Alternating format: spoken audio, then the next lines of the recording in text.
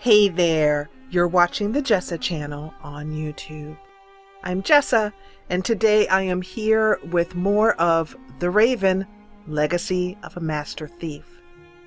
In the last episode, our character, Constable Zellner, was tasked with unlocking the door of Professor Lucien as well as finding the missing purse of the Baroness. We also found out that the Raven who stole the jewel is also after the second jewel of the pair of the eyes of the Sphinx. So at this point, we're going to continue exploring the train. We've met a number of characters, some rather questionable and unsavory, some rather nervous, and some who definitely look guilty. Absolutely guilty. Guilty of sin, I say. So let's go on and see what there is to see on the train.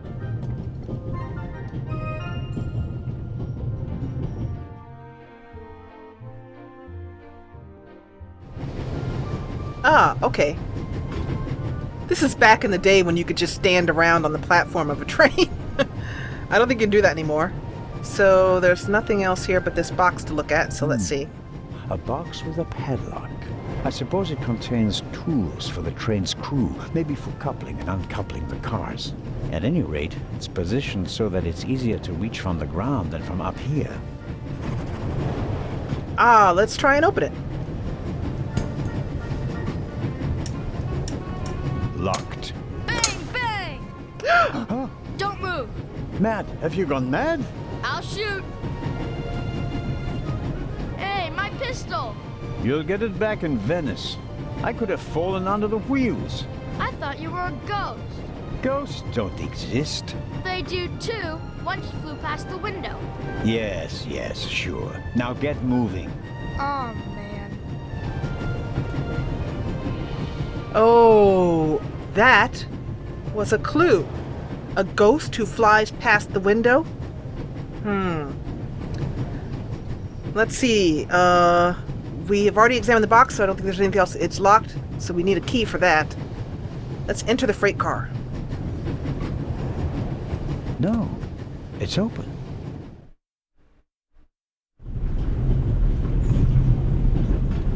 Hello? Wow. Don't move a muscle, you feathered fiend. Feathered fiend. Put the gun down, Robert.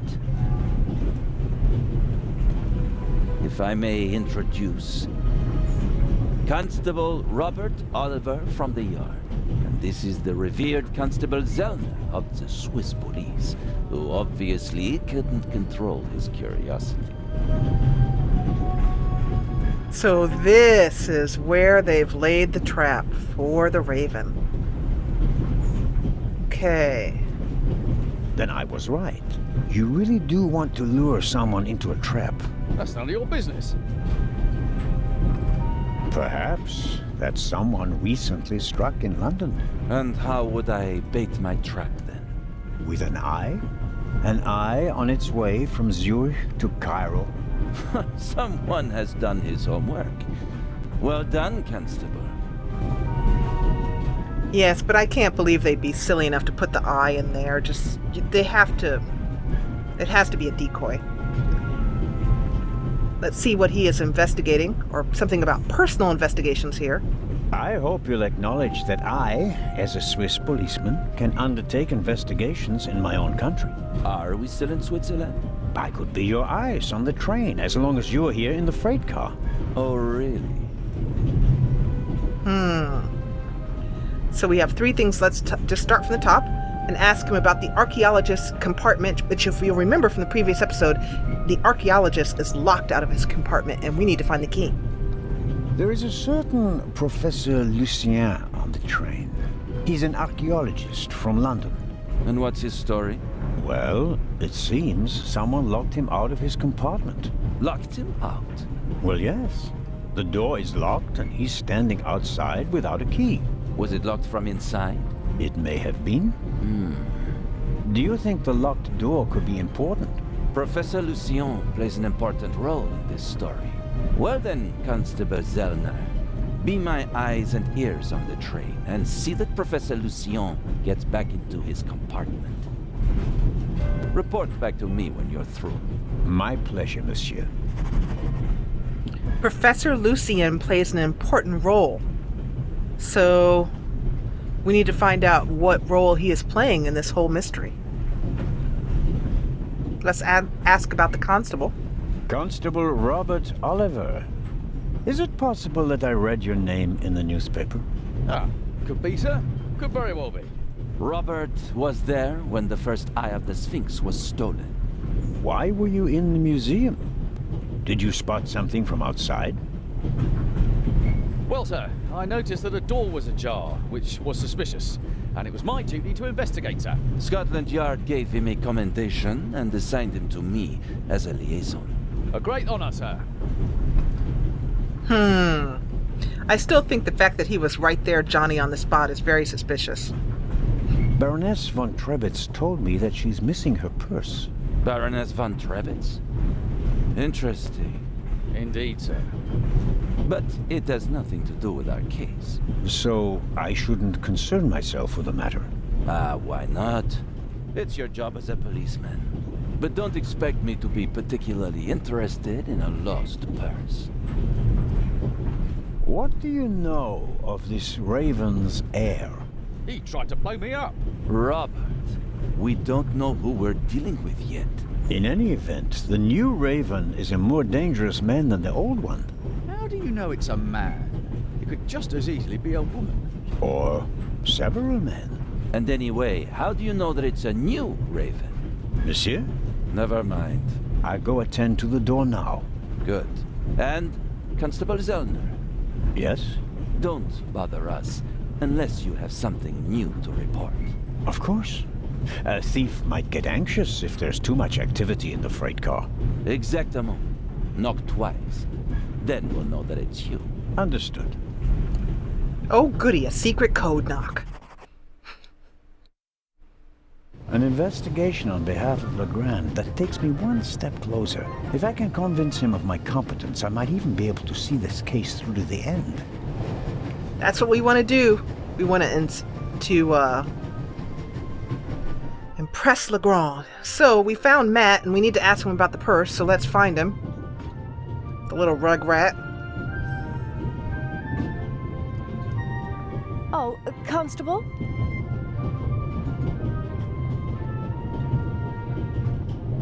Yes, ma'am. My son didn't make any trouble for you, I hope. It's just that he just walked past us, silent and seething. That's usually a sign that someone's laid down the law. I'm afraid so. He played a trick on me, a rather dangerous one. The lad left me no choice but to take away his wooden pistol as a punishment. I understand. And thank you. Matty is a very lively child. Sometimes he needs a strong fatherly hand. Where is Matt's father, if I may ask? He's gone. Ah, I understand. Could you, leave Matty's pistol here, perhaps? So you don't have to bother with it?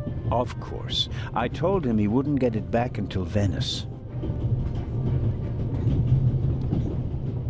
Very well. Thank you again, Constable. So we have her book, Lady Clarissa Westmacott's book, and I like the book. It describes life in a small English village. The characters are lifelike, and you can tell that it's based on the author's own experiences. so let's show her this book and see if she'll sign it. Lady Westmacott, Yes? I was wondering if you might, Sign your book, Constable Zellner? if it isn't too much of an inconvenience. Of course it's an inconvenience, but only a small one. Of course it's an inconvenience. You are welcome. Thank you so very much. Let's see what if we right click on it, it may say what she signed. For brave Constable Anton Jakob Zellner, whose time shall surely come. Clarissa Westmacott, DBE. DBE, Dame of the British Empire, is what I believe that stands for. And Agatha Christie was also DBE, so she was I think she was a lady. No, Dame Agatha Christie. Yes.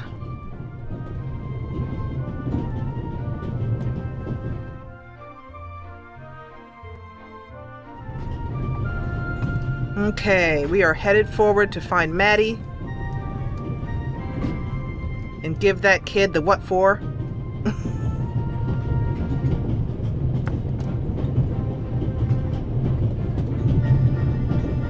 Hello, Matt. Oh, he looks pissed. Oh, come on. Are you going to be angry with me for the rest of the trip? Until I get my pistol back. I gave it to your mother. Oh, man. Couldn't you have just raked me over the coals? Would you have learned anything from that? I didn't learn anything from this either. Come on, Matt. Did you really think that you can ignore me for longer than I can ignore you? I'm Swiss. It's practically a national sport. Okay, then we're going to have to bring out the heavy guns here, since he is just not going to talk to us. Let's try one more time, though, just to see. Nope. Matt is digging in his heels. I won't get anything out of him as long as he's angry with me. Yep, so that means we're going to have to give him... Well, we could douse him with some pills, or we could give him some butterscotch. Would you like a butterscotch? You think you can bribe me? I have no reason to. You made trouble and got punished for it. Take it as a peace offering. Just 4? If I'm faster than you, there'll only be 3. Hey! Friends again? Mm-hmm. All right, then. And no dangerous nonsense anymore. Okay. So, now, we finally got him to talk. Let's ask him about the missing purse first. Something completely different this time. The Baroness in the second compartment over there is missing her purse. Do you have any idea where it could be? Do I ever? Hmm? That guy over there with the violin case? What about him? He picked up something in Zurich and put it in his violin case. Really? Yeah, and he made sure that nobody saw him. But you saw him. Uh-huh. Did you also see what it was? Nah, not really. But now that I think of it, it must have been the Baroness's purse. I should look into it, shouldn't I? I think so. Okay, so we have a lead on the purse. And let's see if he knows where the steward is. Tell me, have you seen the steward anywhere? Nope. He was walking around a little while ago, though. Hopefully they didn't forget him in Zurich. What's he supposed to do? I'm looking for a key to open a compartment door. Did you check his things behind the counter? I'm sure the drawers will be locked. Can't you break it open? Or pick the lock like the Raven? Perhaps. But I'd need a piece of wire or something like that. Ask my mom. She has a lot of hairpins. She doesn't like the wind messing up her hair. Thanks for the tip. And let's see what he thinks about Lady Westmacott. Your mother is Lady Westmacott's companion, correct? Yeah, but it's not like you think. At first I thought, boy, you must be really wicked if you need to pay for friends. But the lady's really okay. A bit odd and really old. But other than that, she's great. She likes me. The lady has peculiar taste. Hey! I like that. She's okay. Really old.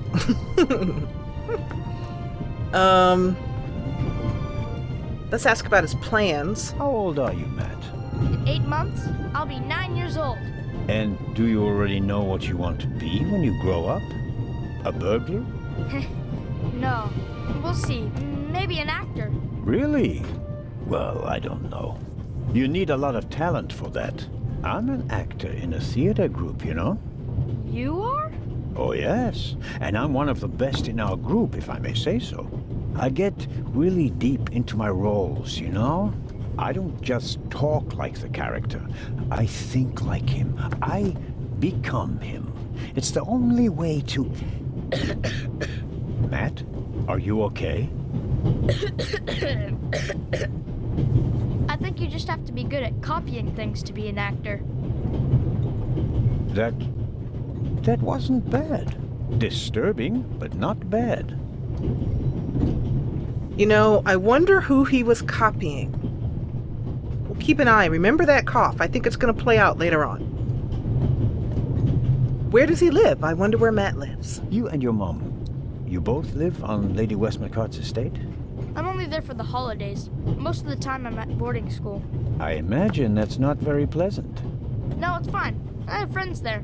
You always have to be so quiet in the lady's house, and I'm not allowed to bring any friends. Such a big house with so many places to hide, and no one to play hide and seek with. You said it. And let's ask about his father, finally. And how long has your mother worked for the lady? 2 years. And your father? What does he do? He stayed home. I used to go fishing with him, and hunting. He even let me shoot a real gun. And then? Then Mom fought with him, and he left. I was 7. So long. So longer. So lame. So longer. Okay, so we have a little bit of follow-up here in the notebook. We have some more people who've come up. Missing purse, James the butler. But also, we need to persuade LeGrand, open the professor's door, find the Baroness's purse,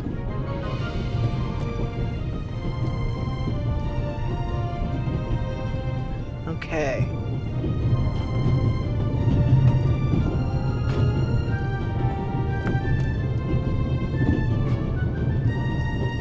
Excuse me, sir.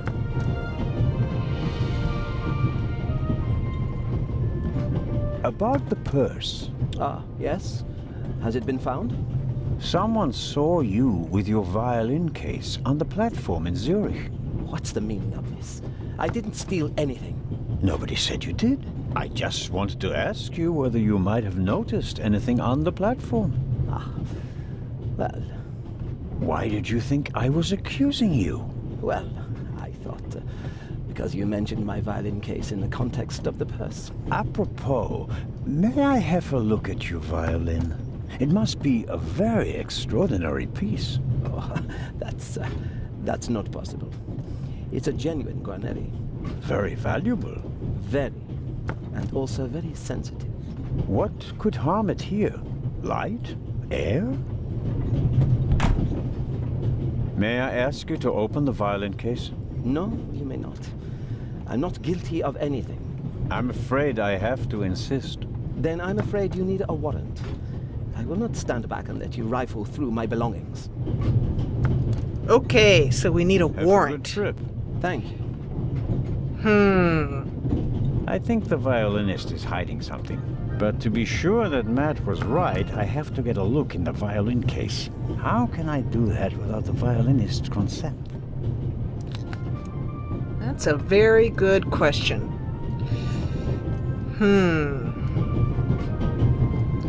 Let's go back and ask for a hairpin and solve that problem first.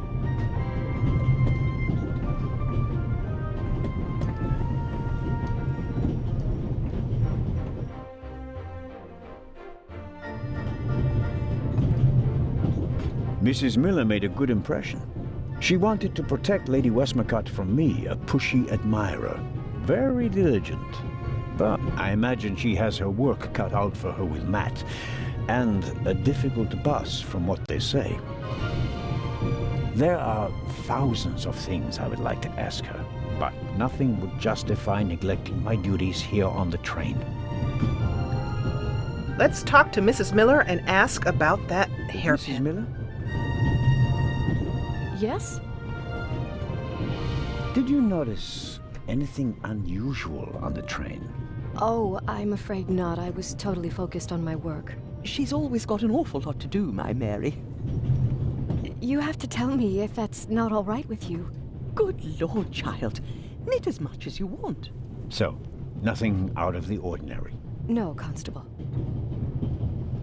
Please excuse my unusual request, but Matt said you have some hairpins. Could I borrow one? One of my hairpins? It's a long story. It would be a big help. Well, if you really need one. Go ahead, Mary. The constable won't do it any harm. Will you, Mr. Zellner? Of course not, madam. Is this one okay? It'll do nicely, madam. How very kind of you. I find Goodbye, it Mrs. Miller. Goodbye, Constable. I find it amusing that she keeps a hairpin under her backside there. So, let's see. Okay. This should allow us to get into the drawer, at the very least.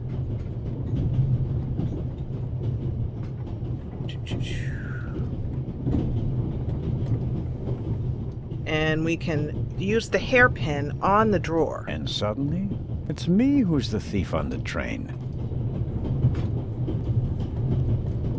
Whoops. That was easier than expected. Batteries, a toothbrush, shaving brush, but not the key to the compartment door. Just this one. Too small for the door, but it might still be useful. Okay, so we have a small key. A key to a padlock. A padlock. Sure of that. It's not the first time I've held one. A key to a padlock. Let's go back and see if we can't get Inspector LeGrand to help us with getting the violinist to give up his purse. Oh, wait a minute. Wait a minute. The box is secured with a padlock. I won't be able to open it without a key. And I think we have just the key for the job.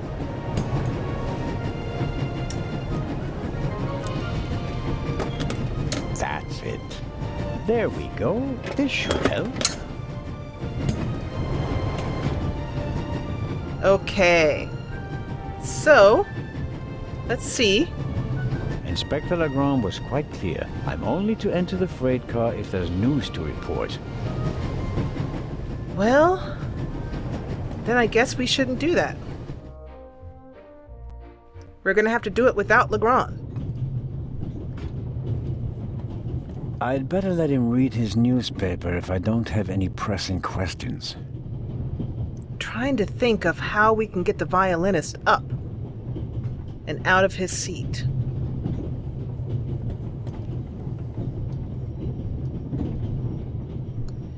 I have an idea. We might be able, maybe Miss Westmacott can help. Lady Westmacott can help us here. There are thousands of But things. nope. Nothing. I guess there's nothing we can talk to her about. We can give the hairpin back to Miss Miller, though. Mrs. Miller. Mrs. Miller? Yes? Thank you for your hairpin, Mrs. Miller. It really got me out of a jam. Oh, really? That's good to hear. And thank you for bringing it back to me. Not everybody would have. I'm a Swiss policeman, madam. I couldn't do otherwise even if I tried. Goodbye, Mrs. Miller. Goodbye, Constable. Okay. So let's get this door open. Actually, before we do that, let's knock on the Baroness's door. Baroness seems to have a special personality. I better not bother her until I find her purse. Oh, okay, so I guess we can't. So I guess let's open the locked door. Perhaps a thoughtful conductor noticed that Professor Lucien wasn't in his compartment and locked it. Let's use the pliers on the door. I bet I could really get a grip on the bolt with these. Well, come on then, hurry up.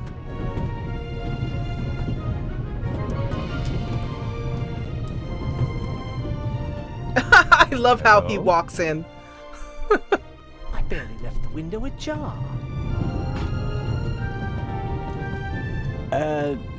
Nothing to see. Uh-oh. Ah. Are you okay? Yes. Fine.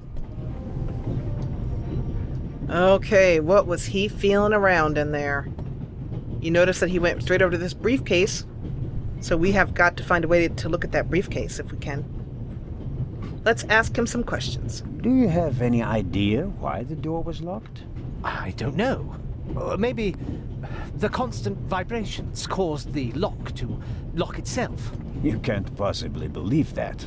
Well, then what's your theory? The conductor could have locked it from the outside. On the other hand, it could have been someone here in the compartment who locked the door from the inside. Who? And where have they gone? They could have climbed out there. Who would be that insane? You tell me, Professor. And we can ask him about valuables. So, what are you hiding in your bag? What do you have that would be worth stealing? No, nothing. No valuables? Certainly not. Not on my salary. It was enough for a first-class compartment on a luxury train. That's my business. You're playing a dangerous game, Professor Lucien. Okay. And we can also look around. I like to look around a bit. Of course.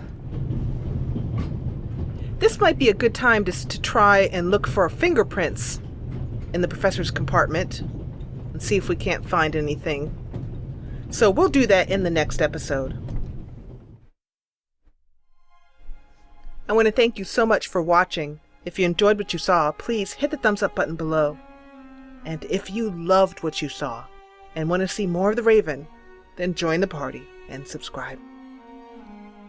This is a great adventure already. I really like the murder mystery aspect. I love being on the train. I love the music, and I'm really enjoying it. So I hope you are as well too. And let me know what you think in the comments below. And as always, thank you so much for watching. Get every new Jessa Channel video right in your email inbox. Subscribe, then from your YouTube homepage, click Manage Subscriptions, then check Email with new uploads. And thanks for watching.